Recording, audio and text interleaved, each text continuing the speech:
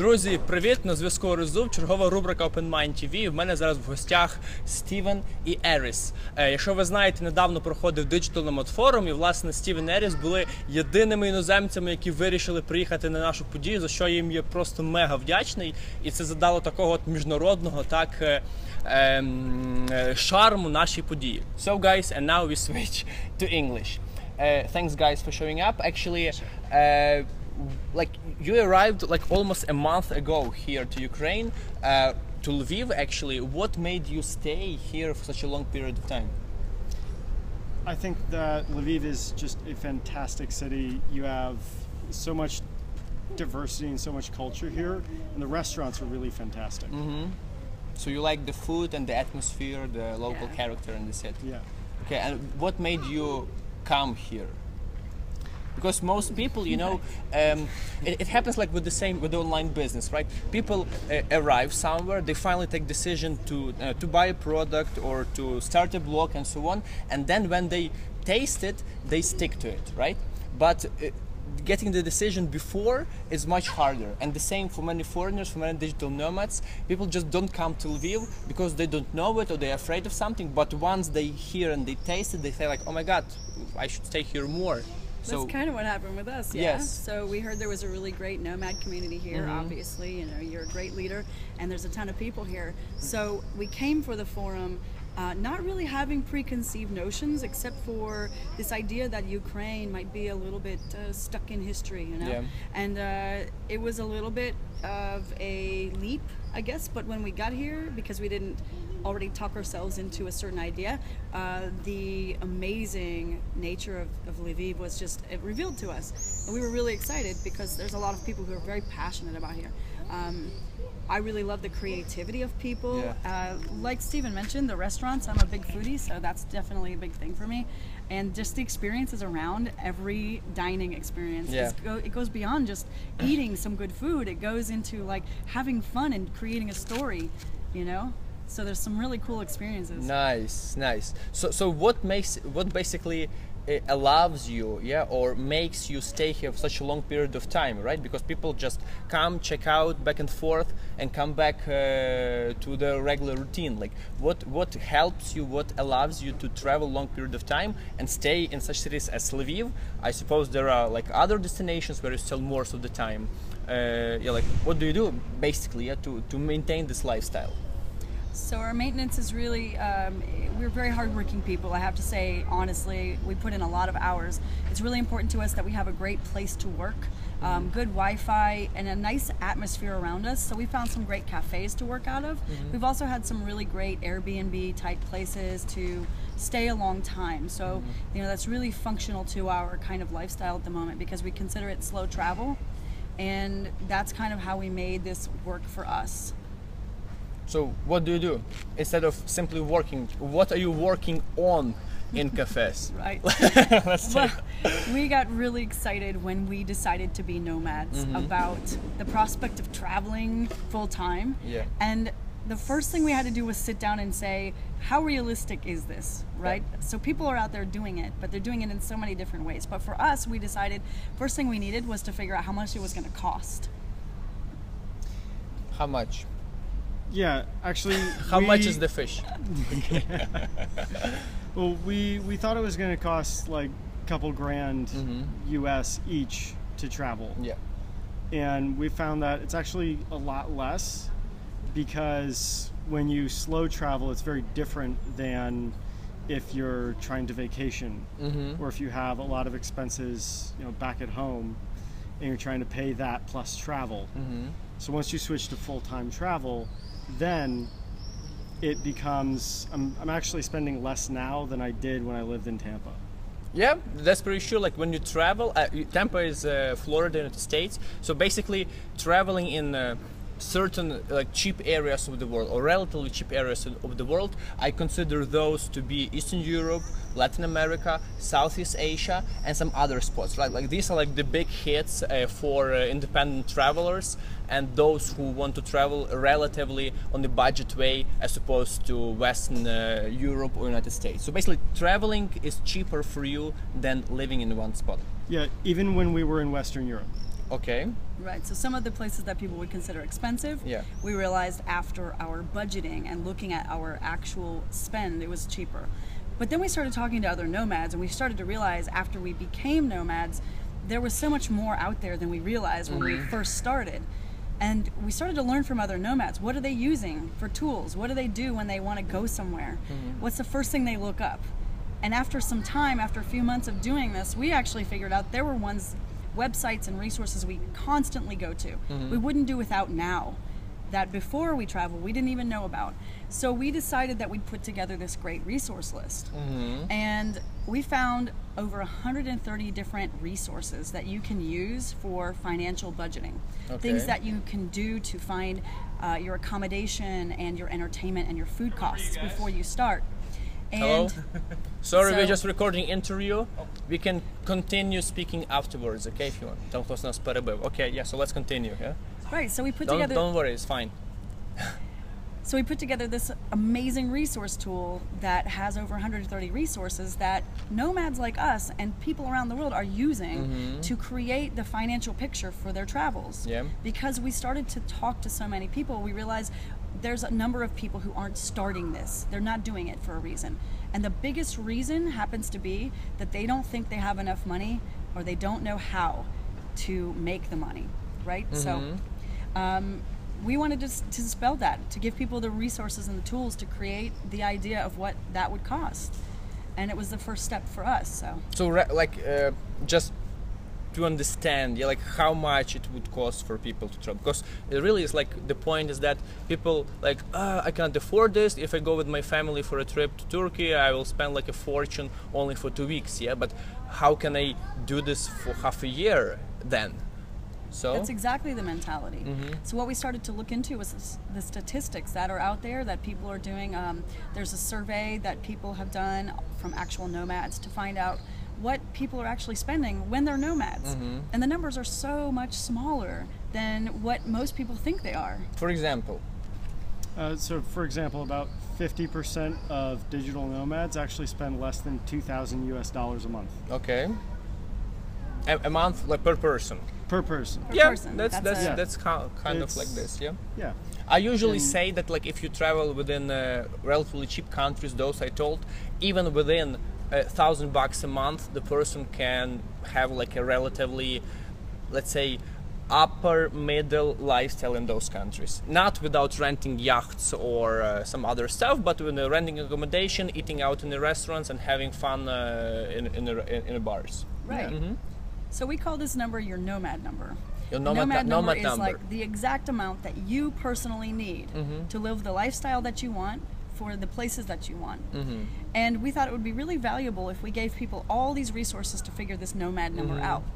But we didn't stop there. We've actually created tools that allow them to learn how to use the resources that we've given them. And we created this calculator that will give them their nomad number. It's like some magic calculator? Kind of. Tell me about more about that. So the calculator is a tool that's kind of an easy, plug your numbers in. You go and do your research, you put your numbers, and it kind of spits out your nomad number. It gives you the exact picture for you that you need to know the number you need to regarding launch. Your valuable things that you want to do and your requirements, right? Yeah, it's all based on what you want. So I want to try. Where can I try to calculate my own expenses? Okay, so we're going to give away this resource. Okay, this resource list is going to be available at the link that you're going to provide to link everyone. Will be somewhere here or there or there. Right. We will see. So give away the resource. We want people to take a look at that, and we're going to give them a lot of information on how to use all the resources, and then you're going to be able to take all of those things and find your accommodation, your transportation, your food costs, and all of that, and you can calculate your number. Cool. I think that's a nice deal then. But that's fine. Pretty sure it's very valuable information, but what did you do before that, right? So okay, you sat on the road, you travel, you got this experience, you broke all the stereotypes. It's possible to budget yourself, you travel differently.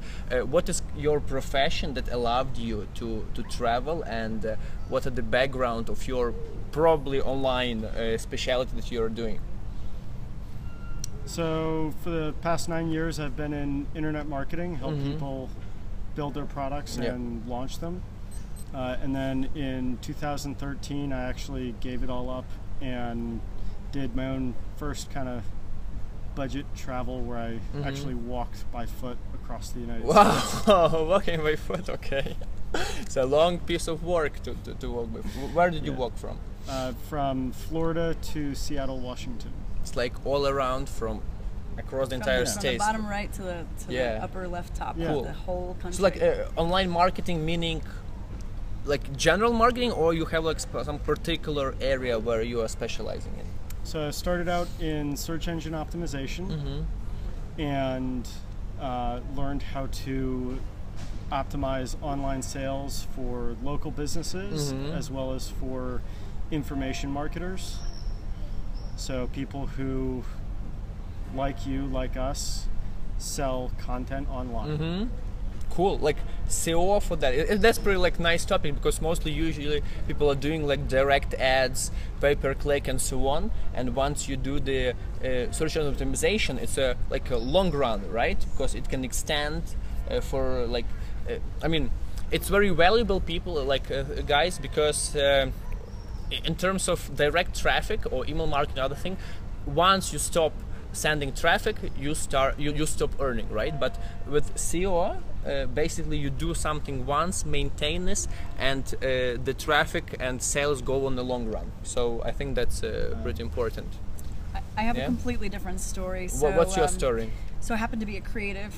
I'm an artist, and I do a number of different things in the arts. People always ask me, what kind of artist are you? Well, I've got an extensive background. So, singer, actress, writer, filmmaker, etc. So some of my money comes from that, because I've created passive income streams through creating certain products. And the other part is that I'm a media specialist, so I know how to create a number of multimedia projects, and I think that's a really valuable skill. I started out as a graphic designer. I know there's probably some people listening to this that do that same thing, and there's so many opportunities right now for any type of creative person who can create those kinds of assets, because it's in high demand, not only for freelancing, but also I encourage people to take that skill set and start making their own assets to create kind of passive incomes. That's very important, because with the hard jobs, I call it, or like money jobs, right? Like when you help people earn more or save more, like our job, like promoting products and services online, is pretty simple, right? It's like you do the job, there is like a specific result in the end, or you succeeded or you're not. Can you tell more about how artists can succeed themselves in online? For sure. I mean, first thing is you got to be good at what you do, and if you are, you probably know it. And if you aren't, work on that skill set. Get better at it. Look at what other people are doing that are getting paid the big bucks, and learn those things. But the second step is not only knowing the skill, but knowing marketing and knowing business. Because business strategy and marketing and all of these other things are kind of the next step to taking anything that you do creatively into a space where you can maximize your money. And there's a lot of tools out there right now that if you just know how to do something really well, you can partner with them to put your skills and your output. Like, let's say you are an illustrator, you know how to make awesome logos, or you know how to make great t-shirt designs. You can go to a t-shirt design website that pays you to put your work up. Like 99 Designs or Fiverr or... yeah, so I mean, you choose. If you want to be the kind of person who works by the piece or by the hour or for somebody, you would want to go to 99 Designs or Fiverr. But if you want to be the kind of person who wants to kind of control your own work, you could go to a site that allows you to create products like mugs and t-shirts and things, and you put your design up and then you get paid. Okay, like, so you create the product by yourself and you get paid. There is actually, I know a girl, maybe you met them, like the boyfriend of this girl, he's working as a mobile app developer, and she's doing illustrations for books. And yeah, like lately she got quite a few requests to do the job for like some Western covers of the book. Yeah. Cool. So that's very interesting. All right, so that's very interesting stuff. I'm pretty sure the budgeting tool will be useful, guys, for you and for you and for me as well. So we forgot to tell that your main platform is BackpackEntrepreneurs.com. How did you come up with that idea, with such a cool domain name? We are exactly what we say. We are the backpack entrepreneurs. We are traveling the world living out of one single backpack each. You have it there. Can you show? Yeah. That sounds pretty hefty. So, like in America, we have certain regulations on airlines that allow for, X size, right? So this one is the top biggest one you can take on American. It's enlarged a little bit more. It is. It does. It goes wider, so it goes deeper, right? Like it's about we got this sizing, and then it gets deeper if you need it. And when you're going around the world, you don't know what's going to happen. Yeah. You kind of need a lot of things. But a lot of things being relative, because if it all fits in this bag, it's not that much. We try to keep it down to a few outfits and the basic stuff. And our computer is like the biggest thing is having access to do your work. Correct. When people tell me Orest, what do I really need to travel? So I tell you need a passport, then you need money or at least access to money in the form of bank cards, and and the gadget. The minimums are like a phone that is recording this video now actually, and a laptop, right? Yeah. Cool. And then you can just set on the road and buy actually everything that you can get everywhere. That's a good point, because when I was leaving, I had the option to take a tablet or my computer, and obviously with the kind of work that I do, I wanted more power. But you can decide if you're just a writer, maybe you only need a tablet or a phone. I mean, because you can just write on your phone. Right? If you feel like you need to type, then you need to think about what pieces do you need to make your work happen. So when I was on my walk, I actually used a tablet. I didn't take my laptop. Use the tablet. Yeah. Nice. Okay. So thank you a lot for this conversation. How long are you still going to stay in Lviv? And I've heard you have some local projects even here beside your main initiative. Yeah, so we've got a couple more days in Lviv. We've been here, I guess, going on 4 weeks, so it was an extended stay. Yeah. Because the weather's great and all kinds of opportunities here. Yeah. So we would definitely come back. After that, where do you proceed? You go to Kiev? Yeah, or as you would say, Kiev. Kyiv. How long in Kyiv? We haven't decided. You'll see. That's part of the cool lifestyle. Is just taking it as it comes. An opportunity pops up, and maybe just try it. Right? Nice. Okay, so thank you a lot. I'm pretty sure that you'll have a nice, long, successful trip. All the best with your business initiatives. And for you guys, take a nice example. Check out BackpackEntrepreneurs.com and try to use the tool to understand how much money you need to travel. And I'm pretty sure that you will find a way to realize your dream to set on the road, if this is your aim, of course. All the best. Thank you very much. See you soon. Bye bye. See ya.